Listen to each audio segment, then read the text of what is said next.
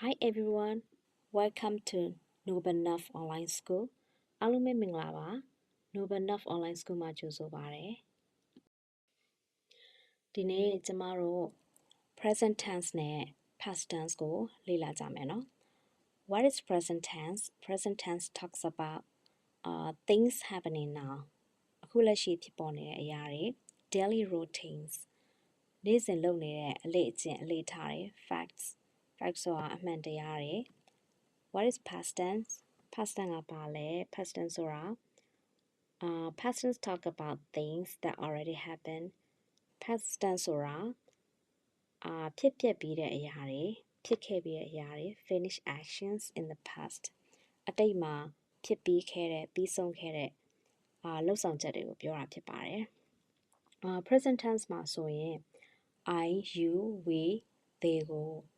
base verb ဆိုတာမူရင်း verb နဲ့တွဲပေးရပါတယ် he, she, it ကို base verb မှာ s သို့မဟုတ် es ပါဝင်ပါတယ် past tense မှာကျတော့ subject plus verb ကို verb to ပြောင်းပေးရပါတယ်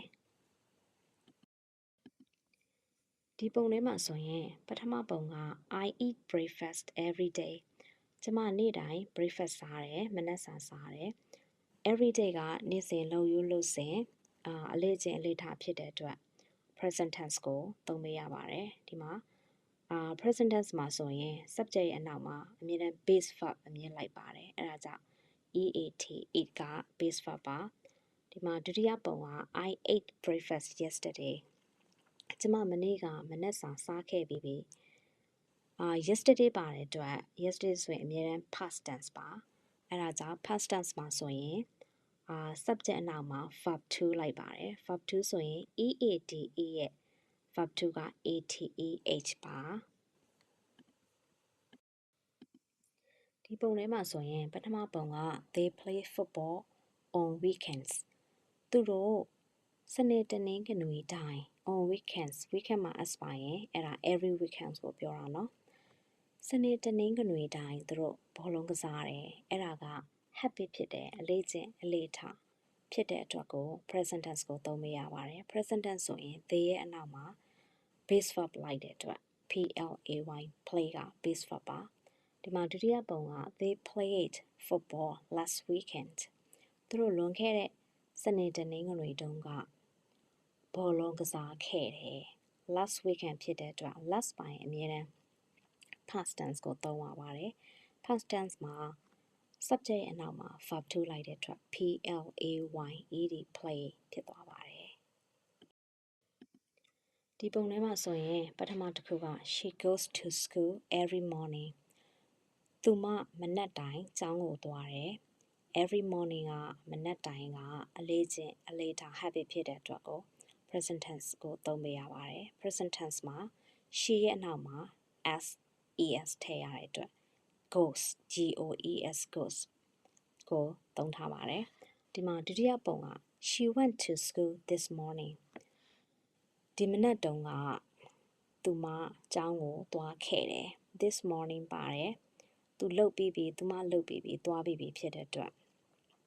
past tense ကိုသုံးပေးရပါတယ် past tense မှာ subject ရဲ့အနောက်မှာ verb to လိုက်ပါတယ် go ရဲ့ verb to က went ပါအဲဒါကြောင့် she went to school this morning ဖြစ်သွားပါတယ်ဒီပုံမှာပထမတစ်ခုက she drinks coffee every day သူမနေ့တိုင်း coffee တောက်တယ်ဒီမှာ every day ပါတဲ့အတွက် every day ဆိုရင်နေ့စဉ်လုပ်နေကြအလေ့အကျင့်ဖြစ်တဲ့အတွက် present tense ကိုသုံးပေးရပါတယ် present tense မှာ she ရဲ့အနောက်မှာ verb ကို s သို့မဟုတ် es ထည့်ရတယ်အဲဒါကြောင့် drink မှာ s ထည့်တယ်ဒီဒုတိယပုံက she drank coffee this morning သူမဒီမနက်မှာ coffee တောက်ခဲ့ပြီးပြီ this morning ပါတယ်specific time ကိုပြထားတယ်အချိန်အတိအကျပြထားတဲ့အတွက်ကို past tense ကိုသုံးပေးရတယ်drink ရဲ့ verb to က drank ဖြစ်တဲ့အတွက်ဒီမှာ past tense မှာ verb to ထည့်ရတဲ့အတွက် she drank coffee this morning ဖြစ်သွားပါတယ်ဒီပုံထဲမှာပထမတစ်ခုက I walk to school every day ကျမနေ့တိုင်းကျောင်းကိုလမ်းလျှောက်သွားတယ် ဒါက happy ဖြစ်တဲ့အတွက် subject ရဲ့အနောက်မှာ base verb ထည့်တယ် base verb ကဒီ walk ကိုပြောတာပါနောက်တစ်ခုက I walked to school yesterday ပါတဲ့အတွက်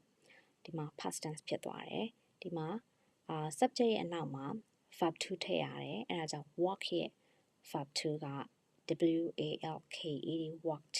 ဖြစ်သွားပါတယ်ဒီပုံထဲမှာပထမတစ်ခုက they clean the house every Sunday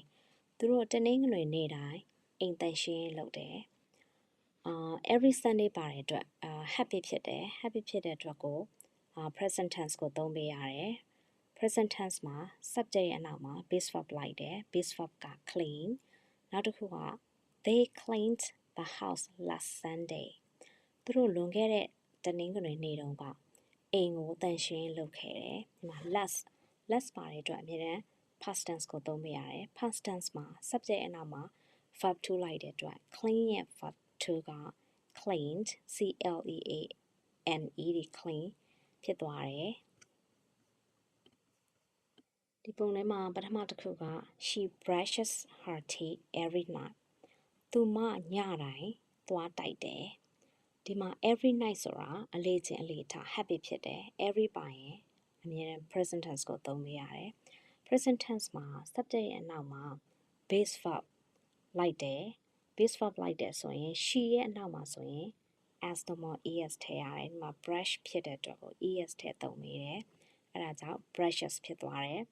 နောက်တစ်ခုက she brushed her teeth last night last night ဆိုတာလွန်ခဲ့တဲ့ညမနေ့ညပေါ့နော်မနေ့ညသူမသွားတိုက်ခဲ့တယ်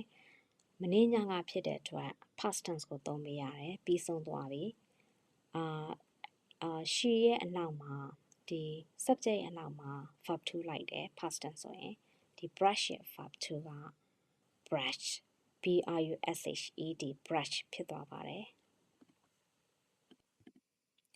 ဒီပုံမှာ I take a shower every morning ကျွန်တော်မနက်တိုင်းရေချိုးတယ်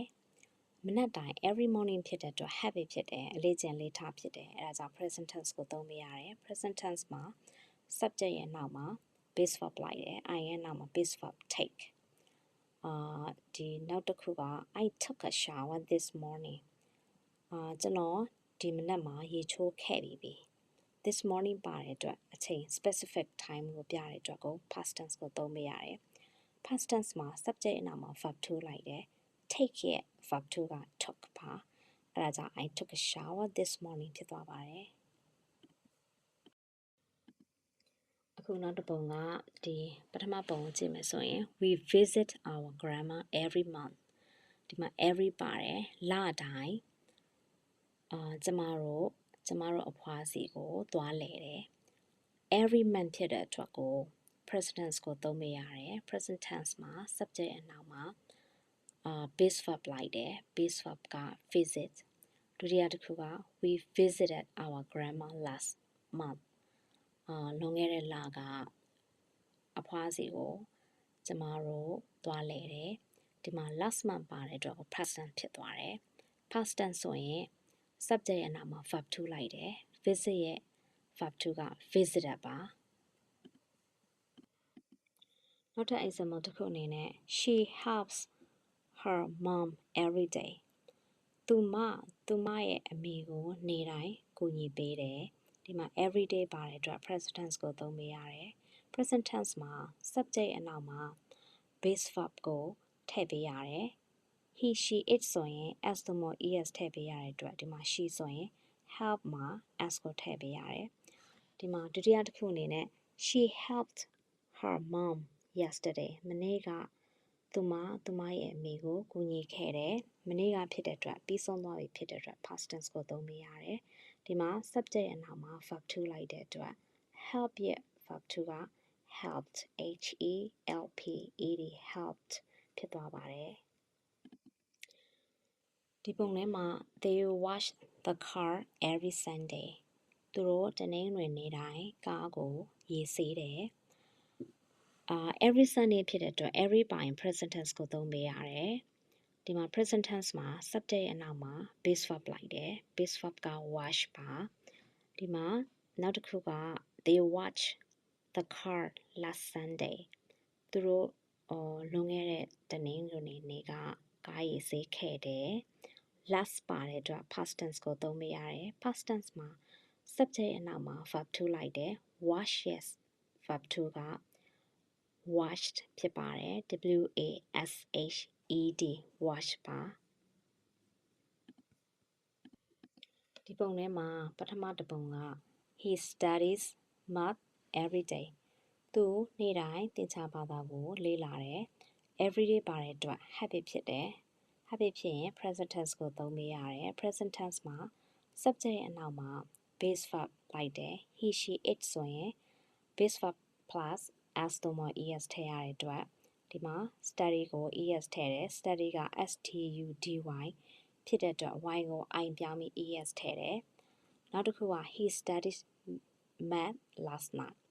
သူမနေ့ညကသင်္ချာဘာသာကိုလေ့လာခဲ့တယ် last night ဖြစ်တဲ့အတွက် past tense ကိုသုံးပေးရတယ် past tense မှာ subject ရဲ့အနောက်မှာ verb 2လိုက်တယ်ဒီ study ရဲ့ verb 2က studied ဒီမှာ study y ကို i ပြောင်းပြီး ed ထည့်တယ်နောက်ဆုံးတစ်ခုအနေနဲ့ဒီပုံမှာ they play games every weekend သူတို့စနေတနင်္ဂနွေနေ့တိုင်း game ဆော့တယ် every ပါတဲ့အတွက် present tense ကိုသုံးပေးရတယ် present tense မှာ subject နောက်မှာ base verb လိုက်တယ် base verb က play ဖြစ်ပါတယ်ဒီမှာဒုတိယတစ်ခုက they played games last weekend သူတို့လွန်ခဲ့တဲ့စနေတနင်္ဂနွေတုန်းက game ဆော့တယ်ဒီမှာ last weekend last ပိုင်းအမြဲတမ်း past tense ကိုသုံးပေးရတယ် past tense ဆိုရင် subject ရဲ့အနောက်မှာ verb 2လိုက်တယ် play ရဲ့ verb 2က PLAYED play ဖြစ်ပါတယ်ဒီနေ့ရဲ့ lesson လေးကတော့ဒီလောက်ပါပဲရှင်အခုဆိုရင် present tense နဲ့ past tense ကိုဘယ်လိုသုံးရလဲဆိုတာနားလည်သဘောပေါက်သွားပြီထင်ပါတယ်ကျမနဲ့အတူတူလေ့လာသင်ယူပေးတဲ့အတွက်ကျေးဇူးအများကြီးတင်ပါတယ်နောက်ထပ်ဗီဒီယိုလေးမှာပြန်လည်ဆုံတွေ့ကြမယ်နော် bye bye ဒီဗီဒီယိုလေးကိုကြိုက်နှစ်သက်တယ်ဆိုရင် like and subscribe လုပ်ထားဖို့မမေ့ပါနဲ့နော်ကျေးဇူးတင်ပါတယ်